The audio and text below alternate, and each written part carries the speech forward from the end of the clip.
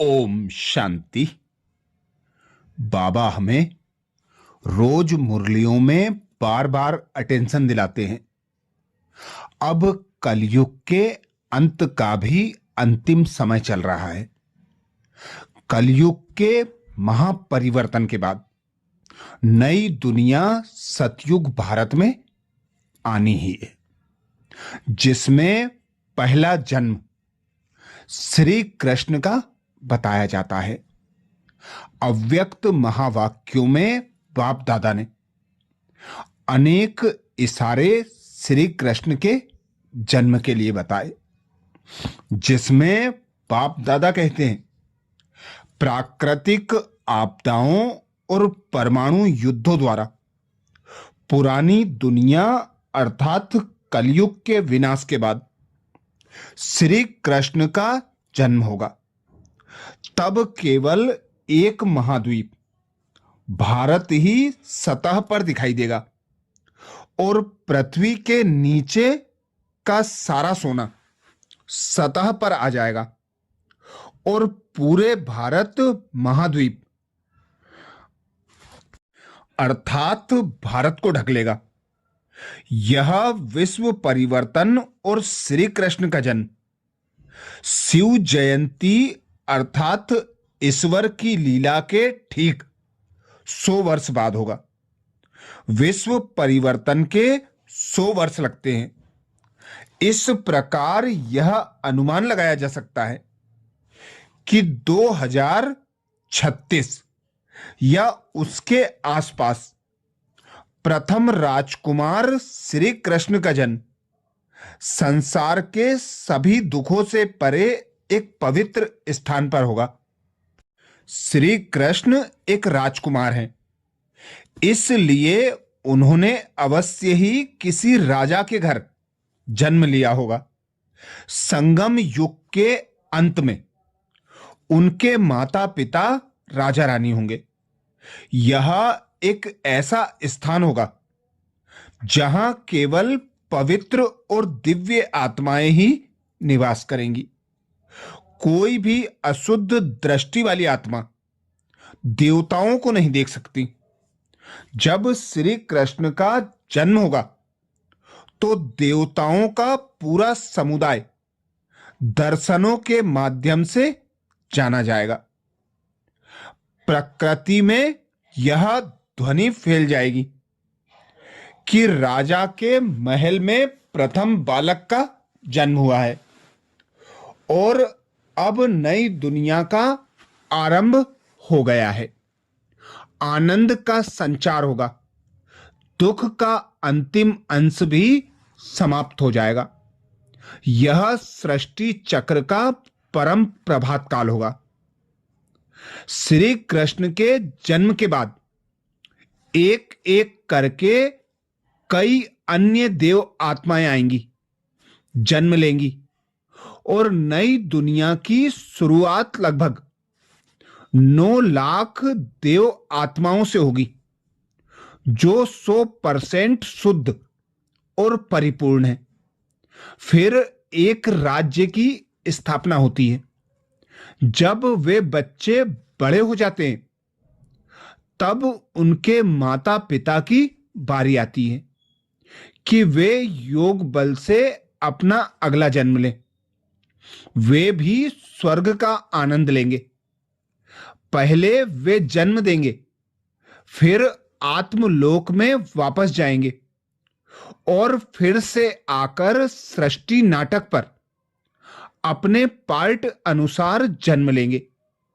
देवताओं को जन्म देने वालों को एडवांस पार्टी की आत्माएं कहा जाता है।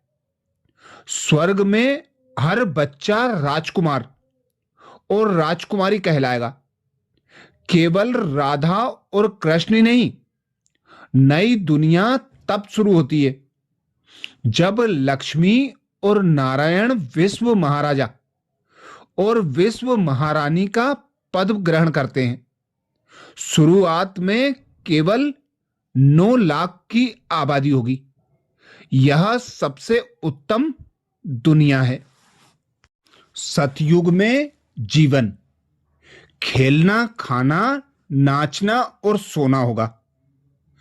अव्यक्त मुरली में बाप दादा बोले थे, सचमुच ईश्वर पिता द्वारा रचित यह संसार कल्पना से परे है।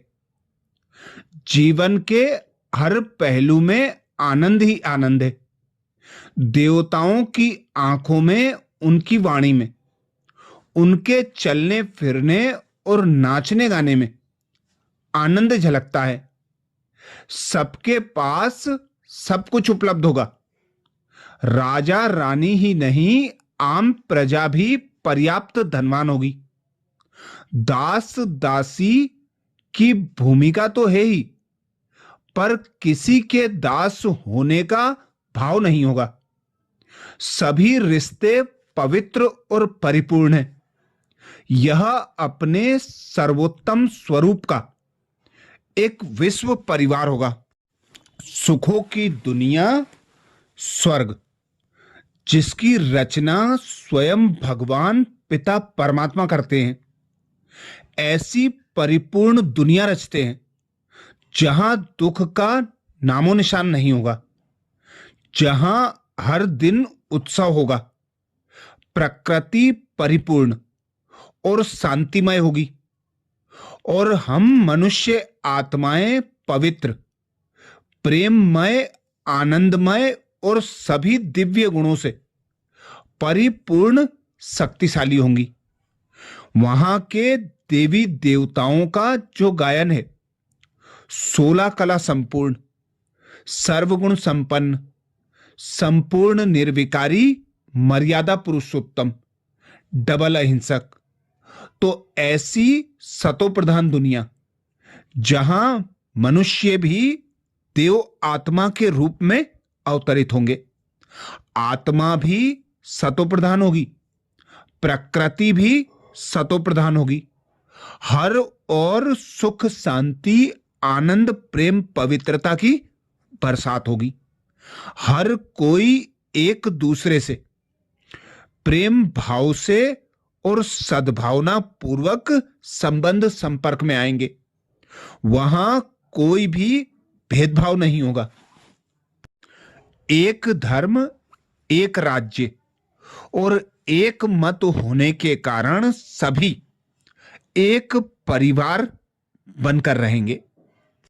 यह वही शुरुआत समय है जब नाटक शुरू होता है। प्रथम मानव आत्मा श्री कृष्ण विश्व रंगमंच पर आते हैं। अनेक देव आत्माएं उनका अनुसरण करती हैं और लगभग 9 लाख शक्तियों और गुणों से परिपूर्ण आत्माओं के साथ नई दुनिया का आरंभ होता है। यहां सब कुछ सर्वोत्तम अवस्था में होगा।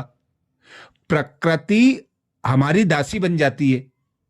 प्रत्येक आत्मा पूर्ण है और हम एक विश्व परिवार के रूप में रहते हैं। पृथ्वी पर केवल भारत महाद्वीप, जिसमें वर्तमान भारत, नेपाल और पूर्वी पाकिस्तान शामिल है, यह मौजूद होगा, जो चारों ओर से समुद्र से घिरा होगा। सभी को अपना घर अर्थात महल बनाने के लिए बिना किसी सीमा के एक बड़ा स्थान दिया गया है।